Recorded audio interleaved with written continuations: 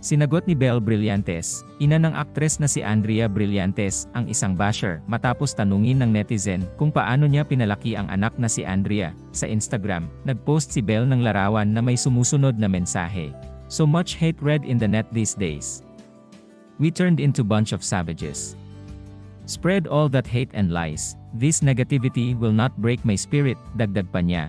I am thankful for being alive, my kids and my mom being healthy. I'm surrounded by people with so much love and compassion. Hate is baggage, life is too short to be angry all the time. I may not be getting the numbers that I'm aiming, but I shall compete again tomorrow. I will finish this competition. Bahala kayo dyan lahat magkagulo. Isang netizen ang nag-react sa nasabing post at sinabi sa comment section, "Paano mo kaya pinalaki si Andrea no?" Natinugunan naman ni Belle, "Paano?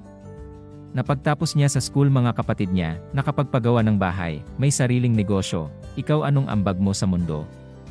Matatanda ang patuloy na nakatatanggap ng batikos si Andrea Brillantes, matapos madawit ang pangalan sa hiwalayan ng Katniel. Bago ang kumpirmasyon ng kanilang paghihiwalay, na-link na si Daniel sa aktres na si Andrea Brillantes.